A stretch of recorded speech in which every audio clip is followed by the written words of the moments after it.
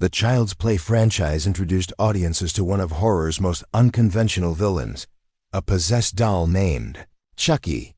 Unlike towering slashers or supernatural entities, this pint-sized killer subverted expectations about where threats might originate. Yet what many viewers don't realize is that this seemingly absurd premise drew inspiration from a genuine artifact with its own disturbing history. This examination explores the intersection of folklore, Hollywood adaptation, and the psychological terror of inanimate objects that seem disturbingly animate. Understanding Chucky's cultural impact requires examining both the fictional character's evolution and the real-world legend that inspired him.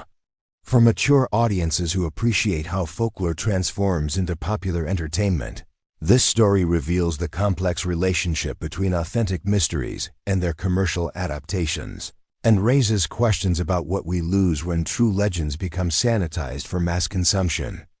The actual doll that inspired the Chucky franchise resides in the East Martello Museum in Key West, Florida. Known as Robert the Doll, this century-old toy has accumulated decades of disturbing stories from visitors, staff, and those who claim to have experienced its alleged supernatural influence. Whether one believes in paranormal phenomena or not, the consistent pattern of reports surrounding this object deserves examination. Robert Eugene Otto received the doll in 1904 as a child. According to local legend, a disgruntled household servant gave the handmade toy to young Robert before departing. Various versions of the story attribute different motivations to the servant. Some suggest she practiced Caribbean folk magic traditions and cursed the doll as revenge for mistreatment. Others present less dramatic explanations. What remains consistent is that the Otto family soon reported unusual occurrences. The doll itself presents an unsettling appearance. Standing approximately 3 feet tall, it wears a sailor suit and possesses a somewhat crude face with button eyes typical of early 20th century handmade toys, yet possessing an expression that many find disquieting. Its aged, worn appearance contributes to an uncanny valley effect where it seems almost but not quite lifelike. The Otto family reported hearing giggling and movement in Robert Eugene's room, furniture displaced, and the boy conversing with the doll in 2 distinct voices. Neighbors claimed to see the doll moving independently in windows. Whether these accounts reflect genuine anomalous phenomena, childhood imagination amplified by suggestible adults, or deliberate fabrication remains debatable. What's indisputable is that these stories became entrenched in local folklore. After Robert Eugene Otto's death, subsequent owners of his house discovered the doll in the attic. Reporting continued disturbances, they eventually donated it to the Fort East Martello Museum, where it remains displayed in a glass case. This institutional setting paradoxically enhanced rather than diminished the legend. The museum's legitimacy lent credibility to what might otherwise be dismissed as local superstition. Museum staff and visitors have reported various phenomena. Cameras malfunction near the display. People claim to feel sudden temperature drops or overwhelming unease. Some insist the doll's expression changes depending on viewing angle or observer. Security footage has allegedly captured unexplained movements, though no verified recordings have been made public for independent analysis. The museum established a peculiar protocol. Visitors must ask Robert's permission before photographing him. This request, whether sincere belief or clever marketing, creates interactive element that deepens engagement. Those who photograph without permission often report subsequent misfortunes, accidents, illness, relationship problems. The museum displays letters from visitors apologizing to Robert and begging forgiveness for showing disrespect. From a psychological perspective, these patterns demonstrate several phenomena. Confirmation bias ensures people remember coincidental misfortunes following museum visits, while forgetting equally common positive events. The priming effect, being told the doll is cursed before encountering it, creates expectation that influences perception. Suggestion makes ambiguous sensory experiences seem supernatural. Attribution errors lead people to connect unrelated events causally. Understanding why dolls evoke such strong reactions requires examining the uncanny valley hypothesis. Proposed by roboticist Masahiro Mori, this concept suggests that as objects become more human-like, our emotional response grows increasingly positive until they become almost but not quite human, triggering revulsion. Dolls occupy this uncomfortable zone, humanoid enough to trigger recognition of faces and agency, but lacking genuine life. This psychological discomfort has deep evolutionary roots. Our brains evolved to quickly detect human faces and gauge intent through micro-expressions. When confronted with face-like objects that don't behave as living faces don't blink, breathe, or respond naturally, we experience cognitive dissonance. Something appears human yet isn't, triggering uncertainty about whether it poses threat. Children's relationships with dolls complicate this further. Young children engage in animistic thinking, attributing consciousness and intention to inanimate objects. A child's doll becomes a companion with personality and agency in their imaginative play. This creates emotional investment that persists into adulthood. Seeing childhood toys triggers nostalgia, but also unease about objects we once believed were alive in some sense. Cultural factors amplify these responses. Horror films and folklore consistently feature possessed dolls, creating cultural schema that primes us to find them threatening. Once we've been exposed to stories about evil dolls, every doll we encounter carries those associations. The more stories we consume, the stronger these automatic fear responses become. Robert the doll benefits from all these factors. His aged, worn appearance enhances uncanniness. His handmade features lack the precise symmetry that makes modern dolls less threatening. His button eyes don't reflect light naturally, creating an impression that he's watching rather than being watched. His size, too large for an infant doll, too small for a child, occupies an uncomfortable middle ground. Screenwriter Don Mancini created Child's Play in the late 1980s. Drawing inspiration from various sources including the Robert the Doll legend, the Cabbage Patch Kids marketing frenzy, and concerns about children's commercialization. His original concept was darker and more satirical than what eventually reached screens, critiquing consumerism and the toy industry's manipulation of children. Studio executives wanted something more commercial and straightforward, a slasher film with a novel twist. The possessed doll concept provided that novelty while allowing familiar slasher mechanics. The result combined elements, a serial killer's soul transferred into a good guy doll, allowing conventional villain personality with an unconventional body. The character of Charles Lee Ray, the killer whose soul inhabits Chucky, gave the doll agency and motivation that pure possession stories might lack. Rather than mysterious supernatural force, audiences got a distinct personality with criminal history and clear goals.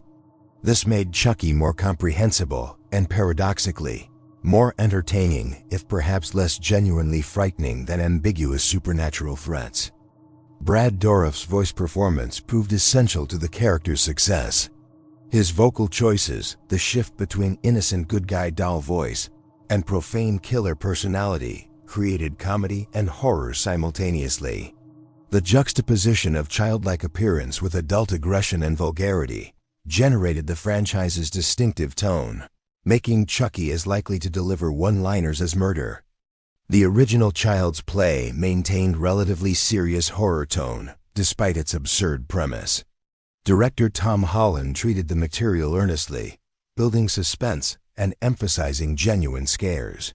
The film succeeded commercially and critically within genre parameters, establishing Chucky as a viable horror icon alongside Freddy, Jason, and Michael. However, sequels increasingly embraced camp and comedy. Child's Play 2, and especially Bride of Chucky, shifted tone towards self-aware dark comedy, acknowledging the inherent ridiculousness of a killer doll while doubling down on gore and one-liners. This transformation mirrored what happened to Freddy Krueger. A genuinely frightening villain became increasingly comedic and merchandisable. This evolution served commercial purposes.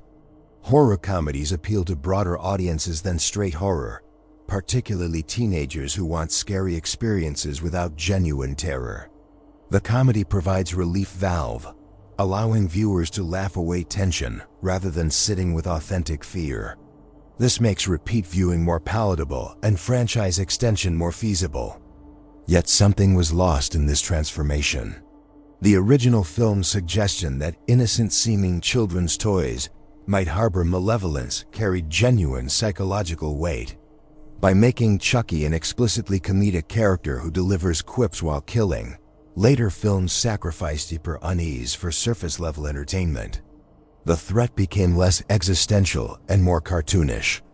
The franchise's various reboots and continuations have experimented with recapturing original horror. The 2019 remake reconceived Chucky as malfunctioning AI rather than possessed doll, updating the concept for the digital age while losing supernatural elements. The recent television series attempted balancing horror and comedy while developing deeper mythology. These efforts acknowledge tension between what makes Chucky entertaining versus genuinely frightening. The transformation from Robert to Chucky involved significant alterations that reveal Hollywood's approach to adapting folklore.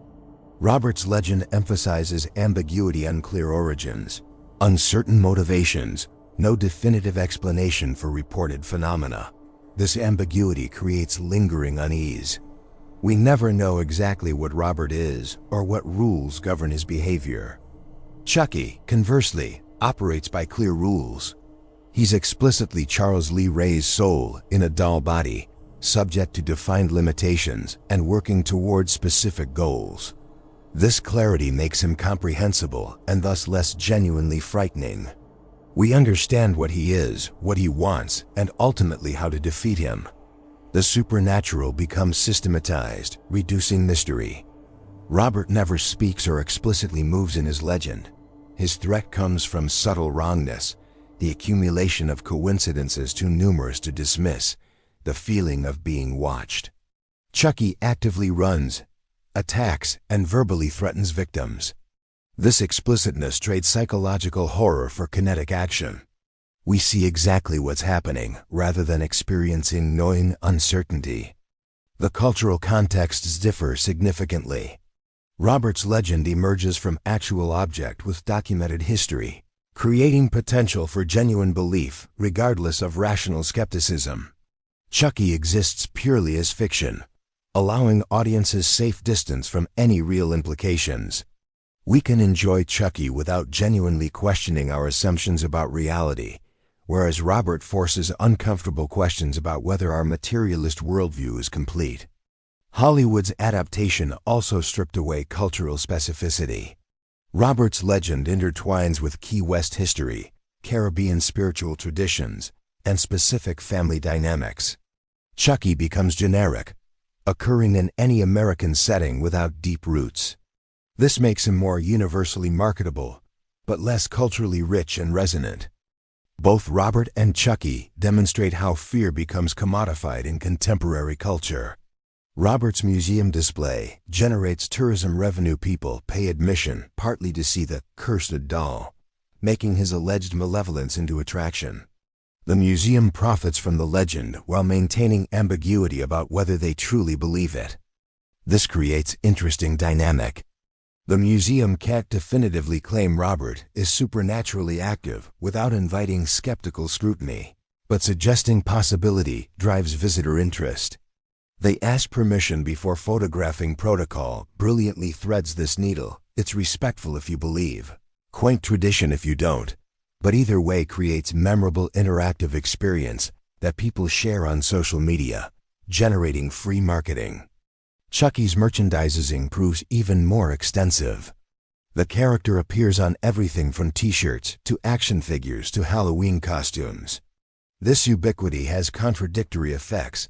It makes Chucky recognizable and culturally significant, but also defangs him through overexposure.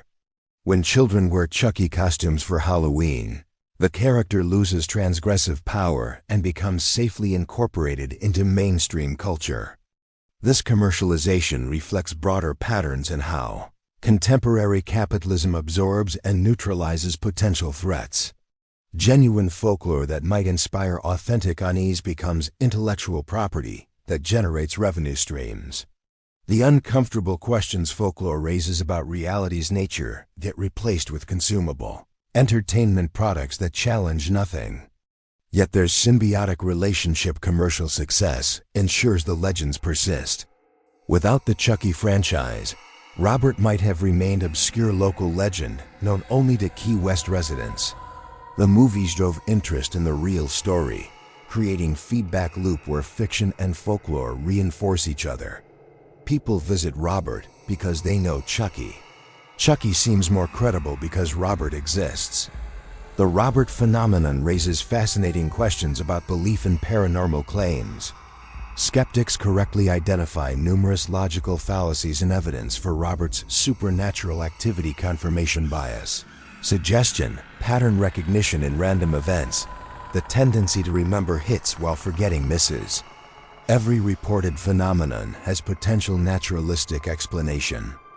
Yet the sheer volume and consistency of reports across decades and different observers deserves consideration. While mass psychology and cultural transmission can explain much, the fact that so many people independently report similar experiences suggests something generates these consistent perceptions. Whether that something is genuinely paranormal or simply reliable psychological triggers remains debatable. The museum setting contributes significantly. Museums carry institutional authority.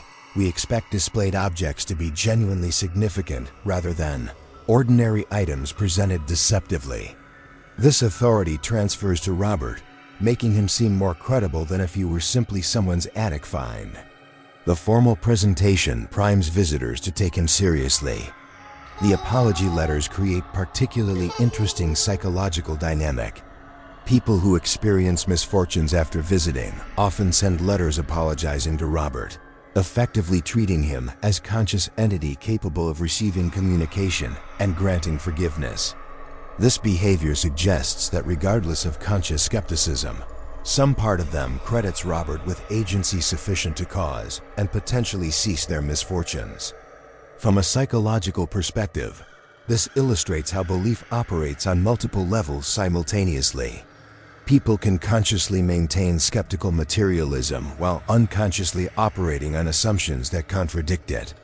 When genuinely frightened or experiencing genuine hardship, these unconscious beliefs surface, leading to behavior like writing apology letters to dolls that conscious rational mind might normally dismiss. The enduring appeal of both Robert and Chucky reflects deeper cultural anxieties about several themes. First, they embody fears about children's vulnerability. Dolls are children's toys, associated with innocence and safety. When these objects become threatening, it represents corruption of childhood sanctuary. If toys aren't safe, nothing is. This connects to broader parental anxieties about threats to children hiding in plain sight. The possessed doll functions as metaphor for various fear strangers who seem trustworthy, harmful products marketed to children, or the sense that modern childhood contains hidden dangers our grandparents never faced. Robert and Chucky literalize the fear that what seems designed to comfort children might actually harm them. Second, creepy dolls represent anxiety about the uncanny things that seem human but aren't. In our increasingly technological age, as we develop sophisticated AI and realistic robots, questions about consciousness and personhood become more pressing. Possessed dolls explore these themes through supernatural framework, asking what it means for something to be alive or have agency. Third, they embody control anxieties. Dolls are meant to be controlled by humans, existing purely for our purposes. When they act independently, this represents loss of control over objects that should be subordinate. In an era where technology increasingly operates beyond our full understanding or control, fears about objects acting with unwanted agency resonate powerfully. Both Robert and Chucky remain culturally relevant decades after their origins for several reasons. The fundamental psychological responses they trigger: uncanny valley effects, attribution of agency to human-shaped objects, fear of the familiar made strange remain constant across generations. These deep-wired responses ensure that creepy dolls will never completely lose their power to disturb. Contemporary technology anxieties give new urgency to possessed doll narratives. As smart devices proliferate in our homes, objects with cameras, microphones, and processing capabilities, concerns about surveillance and autonomy intensify. The possessed doll becomes metaphor for technology that might be watching us, recording us, or acting on directives we don't fully understand. Social media amplifies these legends in new ways. Photos of Robert go viral, reaching audiences who'll never visit Key West, but can participate in the legend remotely. Hashtags like #RobertTheDoll create communities of believers and skeptics who share experiences and debate interpretations. The digital age hasn't killed folklore, it's created new mechanisms for its spread and evolution. The Chucky franchise's continued production, recent films and television series, demonstrates ongoing commercial viability. New generations discover the character through streaming services, ensuring cultural continuity. Each iteration updates the concept for contemporary concerns while maintaining core elements, showing how successful horror concepts adapt rather than simply repeating. Robert the Doll and his fictional descendant Chucky endure because they tap into fears that transcend specific historical moments. The uncanny discomfort of objects that seem almost alive, the vulnerability of childhood innocence, the unsettling possibility that consciousness might exist in unexpected forms. These concerns remain constant even as cultural contexts shift. For audiences aged 35 to 60, who've accumulated enough life experience to have complex relationships with childhood memories, who remember their own toys with mixture of nostalgia and subtle unease, these stories resonate on levels younger viewers might miss. We understand that innocence once lost cannot be fully recovered, that childhood sanctuaries were perhaps never as safe as we believed, that growing up partly means recognizing threats we were once mercifully unaware of. The relationship between Robert's legend and Chucky's fiction illuminates how contemporary culture processes folklore. We simultaneously maintain skeptical distance. It's just a doll, just a movie, while allowing ourselves to experience the frisson of possibility that maybe, somehow, there's something more. We visit museums to see supposedly cursed objects, watch horror films about killer dolls, then return to our rational lives, having safely touched the irrational without fully committing to belief. Yet something lingers. Visit the East Martello Museum and stand before Robert's case, and regardless of skepticism, many people feel unsettled. His button eyes don't reflect light quite right. His expression seems to shift with viewing angle. The accumulated weight of decades of reports, hundreds of apology letters, the persistent internal voice questioning whether that's just a doll or something more, all this creates experience that rational explanation doesn't fully dispel. Perhaps that's the real power of both Robert and Chucky. They exist in the liminal space between belief and skepticism, between childhood imagination and adult rationality, between the safely fictional and the possibly real.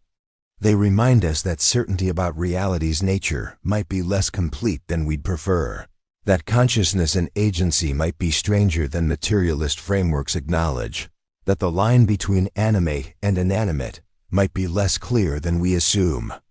When we look at a doll, any doll, but especially one with history and legend, we're never entirely certain we're not being looked back at. That uncertainty, more than any explicit threat, is what makes Robert genuinely unsettling and Chucky entertaining. One seems like he might be real. The other is safely fictional.